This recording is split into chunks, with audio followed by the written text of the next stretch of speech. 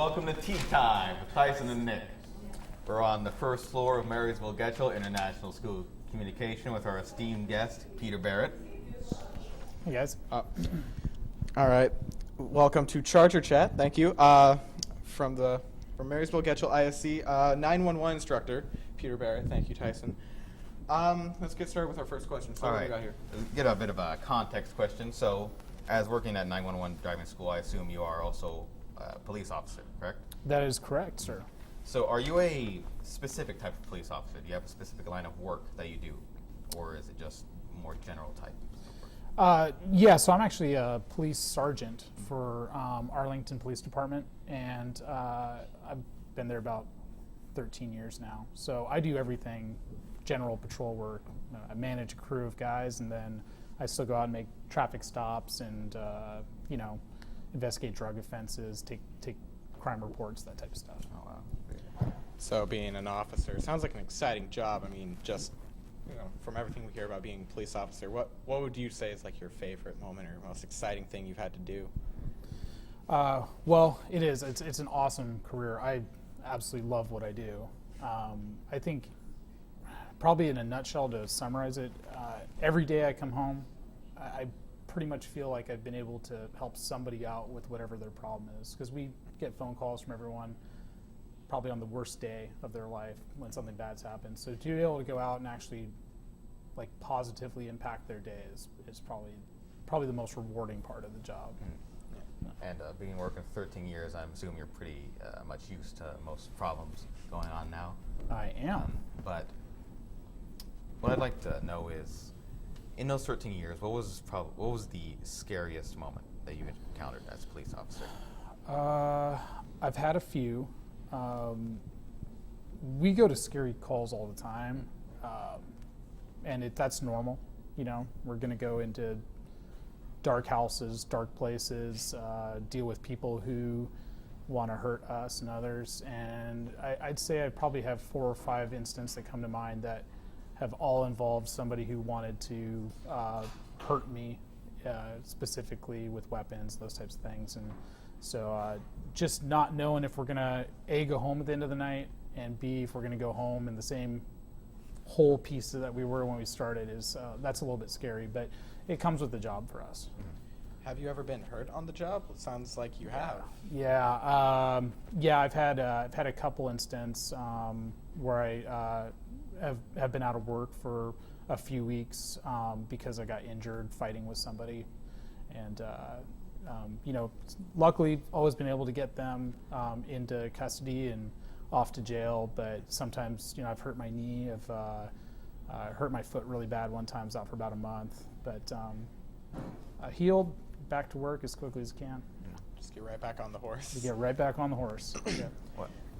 Well, so attending 911, I've had an opportunity to talk to a lot of different officers, and they said their experience have always been, for high schoolers like us, wake up in the morning, you don't want to go to school.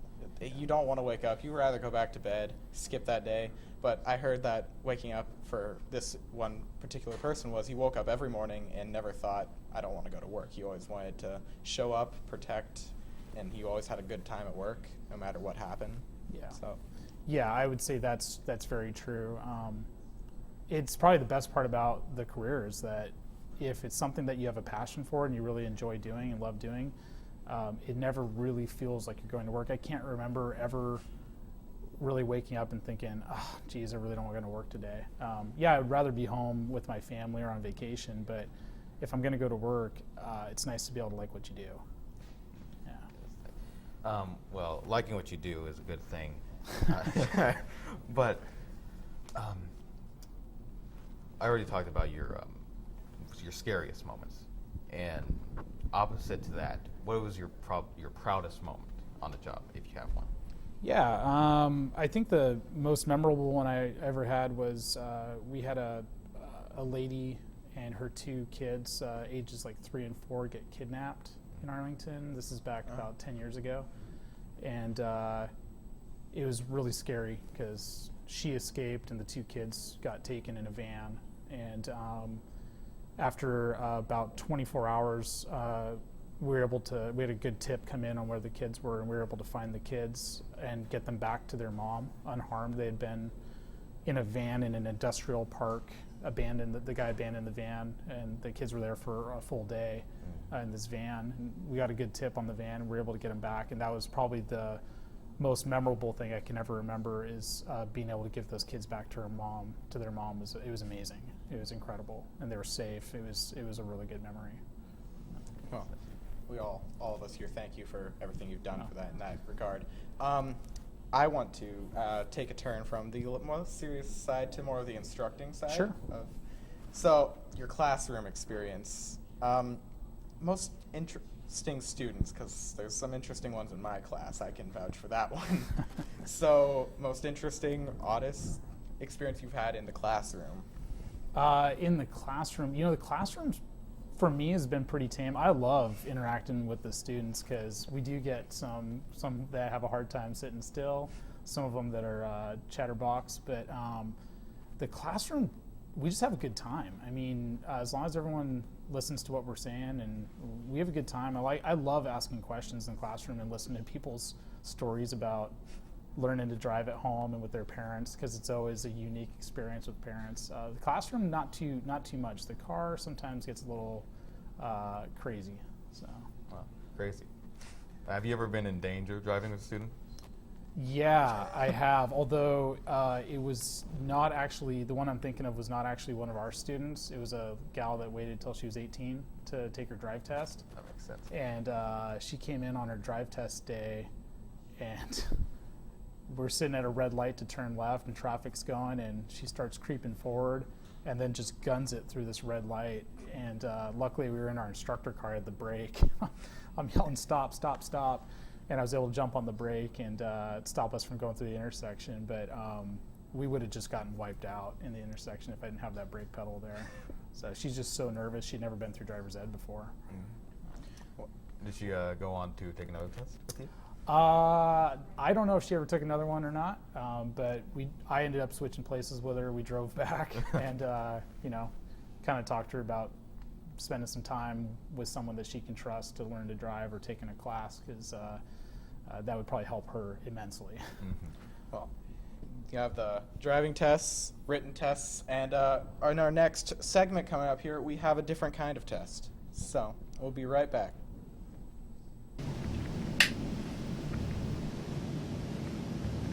Now listen here, little lady. We got a couple questions to ask you, and you're gonna answer them. How many meals do you eat per day? I don't eat breakfast, so I guess 2. If someone says hi to you, what do you say back? I don't know. Say hi back to them? You got an apple, pile of chocolate, and watery oatmeal on a table. What do you do? Take the apple and chocolate, because I don't like oatmeal. No, the pansy talk, Nick. How good are you at keeping secrets? Hey, now, we're not angry with you, alright? Got a couple more, though. So, how easily do you get angry? I don't get angry! Hey, sit down.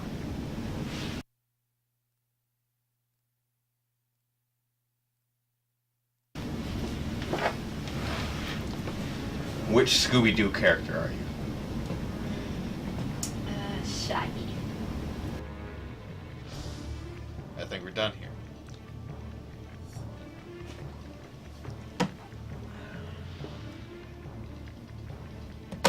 Pepperoni.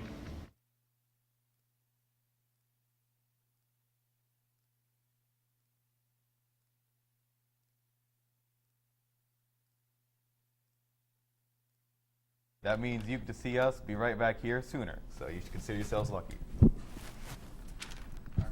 Well, why don't you carry on? Oh, yeah, thank you.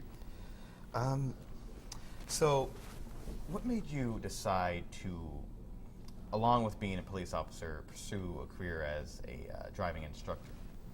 Yeah, so me and a couple of guys at the police department were talking one night, and one of them said, hey, what do you guys think about being a driving instructor, teaching kids to drive? And I was like, yeah, that sounds great. I mean, I love doing traffic enforcement and know a lot of the laws and feel like we can make a difference. because we're the ones who end up going out and telling parents, hey, this is what happened, this is why your son or daughter is hurt. I've had to do notifications for people who've died in car crashes. It's not good. And so that's a big motivator for us. And I'm like, absolutely, we teach people to drive might prevent some of these easy to prevent collisions. And so we started looking into it and thought, why not just open a driving school? There's not one up here that meets what we believe is the level of instruction that should be being taught out there. And so we started looking into it, and that was about 6 years ago. So you helped with the founding of the Marysville Yeah, 911 Driving yep, School. yep, and I'm still one of the owners today, me and another guy. Yep. Interesting. Is that So- other owner Sean? I believe I've met him. Seth Kinney. Yep, Seth Kinney. He's the canine officer for Arlington Police Department. Maybe I'm getting the name wrong. I know I had one of the co-founders. I think you've met Seth. Yeah, Yeah. I think you have. So, Well, did you have to go through any special training to be able to teach driving, or did they just consider you be so good naturally? No, we have to do 100 hours of training in order to do it, and we have to learn how to teach. Then you have to learn what to teach, and then you have to be able to demonstrate that. And we ended up taking the same drive test that any of you guys take, and we have to pass it. Even though we've been driving for a long time, we have to pass it to the same level of quality that you guys would have to pass. So it's a really interesting experience as someone who's been a driver for a long time and been a police officer for a long time to then go through the same drive test. But it's a good experience. 100 hours is basically what we do, and then Department of Licensing signs you off. no, it's kind of interesting on the topic of having to take the teenagers driving written test and all that. Yeah. As an adult, my mom actually looked up the test and tried to do it, and she actually failed. It's amazing, isn't it? She's had her license for quite a long time, and she spread it all around her work office, and nobody knew. Yeah. They all failed the test, and it was interesting, Yeah. actually. So, Oh yeah, my mom would always say, don't be afraid of the people in driving school, be afraid of the people who've been driving for 10 years, because they've forgotten a lot of what they learned early in driver's school.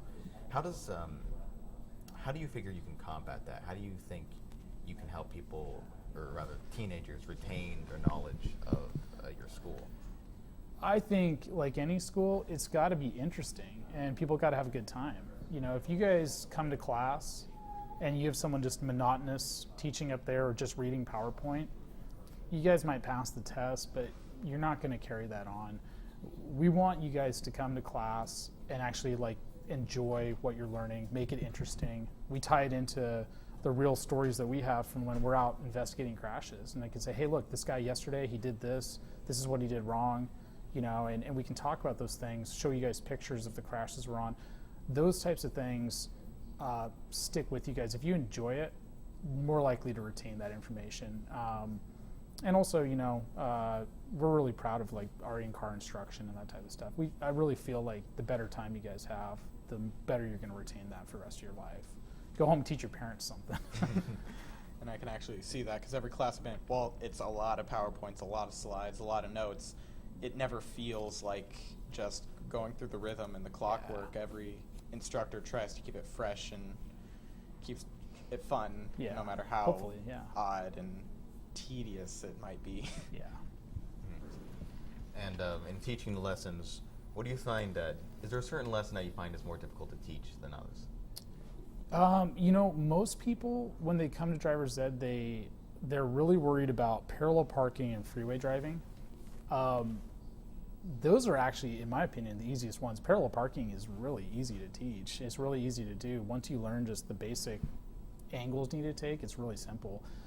Freeway driving is the same thing. Once you get on the freeway and understand it, you just go, and it's really easy. The one that's hard to teach is back around a corner. To me, that's the most difficult of all the maneuvers for teens, or really anyone, to learn to drive. To do that, it's just a lot of pieces, and you don't do it that often in the real world, but you have to know how to do it. Oddly enough for me, I think I got backing around a corner pretty quickly. My problem is I didn't want to park or drive in a city. I don't like dealing with other people, other drivers. I don't know. But Well, all right. passing off Tyson here.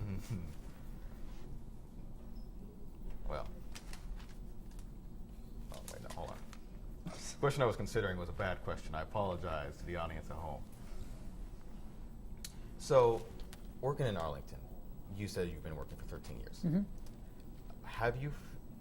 Do you feel that the crime situation in Arlington has improved or deteriorated since you began working? You know, it's not just Arlington. It's kind of this whole region, Snohomish County in general. So like Stevens, Marysville, Arlington, Snohomish, Grand Falls, all those areas, we all deal with the same issues. It kind of goes in waves. You know, when I first started, it was really bad, and then it got better for a while, and then got worse again. So it kind of goes in waves. Right now, I feel like we're making a really strong impact, but it's all drug issues that drive all the crime for the most part. And this area has a really bad drug problem. And so I think it's getting better the more resources we put towards it. But it's a slow process. Yeah. What do you figure is the cause of the drug problem that's happening right now? You know, it started with a lot of pharmaceuticals, not to get too deep into it, but people were abusing pills, not realizing how addictive they were. And then those same people have moved on to the raw form of that, which is really heroin, opiates. The pills are opiates, and so heroin's a really bad problem. I think that people just don't understand how dangerous it is and how addictive it is. It just takes one time. It just takes one time to use it to get addicted to it, and it's really addictive. And so I think if we could just do a better job educating our teenagers on, you got to stay away from it because you never get that chance back. Once you use it the first time, very high likelihood you're addicted, and it's going to steal your future. It'll ruin your life. And I think that's the big issue that we're dealing with right now. I think a large problem with the teenagers is the way that they enforce the learning on it it doesn't leave an impact. Yeah. I feel like they try to make it too relatable and too, it doesn't leave like a surprise to you. But, well, we're going to go to a segment called 5 Stages of Grief, kind of in tune a little bit. But when we come back, we'll talk more about anything really. So.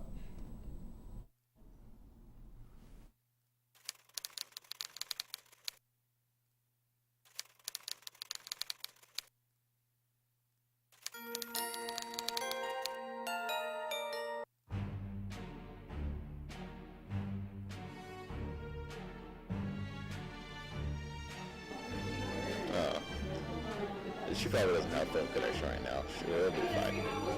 I'm gonna just send a couple more messages just to be safe.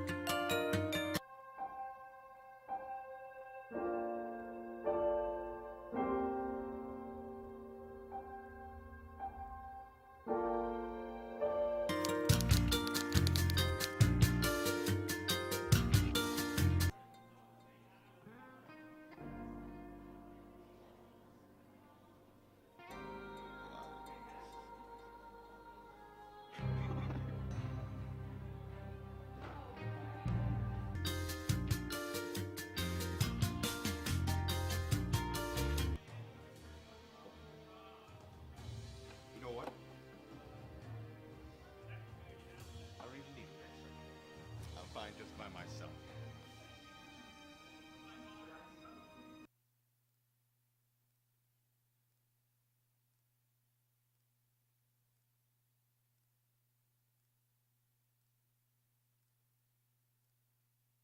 Welcome back, Marysville. We are very sorry. We don't know how to explain what's happening here. Technology. That's the only. So, what we're going to do here is we're going to get a bit more serious into the topic here.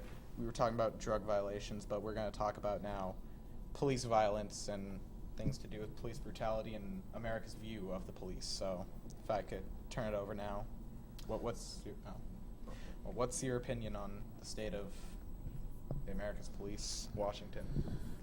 Yeah, my personal opinion is that I think there's kind of a national view that's pretty prominent in the media, and then the only thing I can speak to is our local experience on it. And I would just say we feel really lucky as police officers that locally we have a great community here. I mean, Marysville and Arlington, really amazing communities. They've got great police forces. They're doing exceptional work, and every officer I know comes to work every day and has no other purpose than just trying to do great work for the people that we represent. And so that's my local experience with it.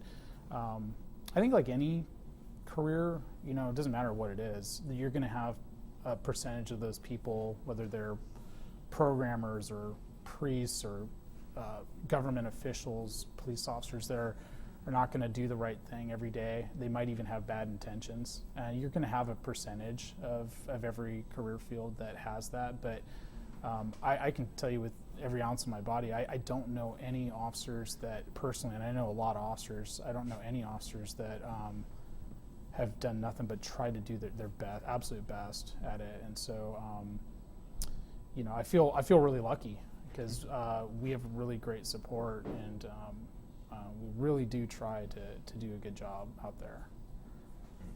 I think I can kind of second that opinion here.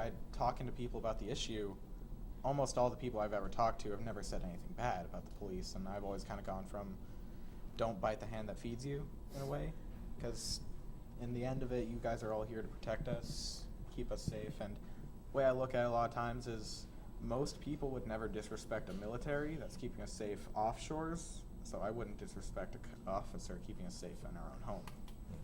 And I know Nick has that opinion, but because of the, as you said, the media kind of showing all this, and it kind of feels as though there's become an increased social stigma against the police. Have you ever encountered any kind of sort of, you know, insults or backlash against you as a result of this? Yeah, I have. I mean, it's uncommon. It's probably less common here. It might be more common in other places, but in my experience, it's probably less common here than people really think. But yeah, every now and then we deal with people that obviously criminals are not big fans of us because it's our job to make sure they're not breaking the law.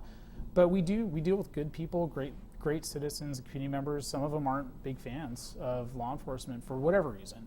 And, you know, I just assure them that I'm going to work as hard, whether they like me personally or the profession, I'm going to work just as hard for them as I would for anyone else. And we do. And that's how we kind of combat that. That's how we we just do the best we absolutely can for them, give them good customer service, and just like anyone else, and hopefully make their day better, and hopefully they come away with that with even just an inkling of a little bit better perception of who we are and what we're trying to do. Sometimes it works, sometimes it doesn't, you know, but I don't take it personally, you know. I understand that that's just how it is sometimes, but I do my best to try and fix that for them and give them a little bit better perception of who we are and what we're trying to do. I think a lot of it may have to do with just scapegoating, but Tyson, would you like to? Well, breaking off that topic for a little while. Earlier I asked you about why you decided to become a driving instructor. Yeah. But going further away from that, what made you first decide you wanted to become a police officer? You know, I'm not someone who grew up and played with cop cars all my life and thought that I would do this. I knew I wanted to be in some sort of public service. I didn't know if I'd be a police officer, but I thought I'd just give it a try, and I went on a ride along with a Linwood police officer to see what they do, and it was awesome. And we helped some people, we chased some people, arrested a couple folks that needed to be arrested and booked in jail for breaking the law. And I thought, not only is this a really neat job and exciting job, but this guy, this officer, loves what he does because at the end of the day he feels rewarded and fulfilled, like, hey, I made a difference today. And to me, I was like, I would love to be part of that. And I can say, after having done this for about 13 years, I really do feel like that. Everything I wanted it to be has come true. So I don't think we ever got into it. On a daily basis, what is it that you are doing? Well, I manage a crew, so I'm a sergeant. So I have between 3 and 4 guys that I manage on a daily basis. But as a smaller police department, I'm out, taking case reports when people get their cars broken into or stuff stolen or they get assaulted. I'm writing traffic tickets, people who are breaking the law. Writing evaluations of my crew and making sure that we're attending to the different parts of the city that need attention and putting our resources in the right area. So it's kind of a hodgepodge of all that, but it's just basically, I'm a sergeant, but I'm also what we call a working sergeant, which means I'm out handling calls just like everybody else. And so kind of a jack of all trades. Sounds like a fun job. It is awesome. So, I know I'm jumping a bit between questions and timeline here, but it seemed like you were very influenced by that cop that took you in a ride along. Yeah. Have you ever done anything like that? Have you ever influenced someone to become a cop themselves? Absolutely. I tell them, if this is something that you think you want to do, come ride with me. I'll show you what we do, and I hope you enjoy it. If not, you know what you don't want to do. And so I bring a lot of new people along and teach them and show them what we do and see if it's a career that they'd like to be part of too. So it seems being an officer has made you very happy in life. Yeah, it has. I really enjoy what I do. Using that, we're going to go into our last segment called Reasons to be Happy. So if hopefully it doesn't crash, we'll be right back after this.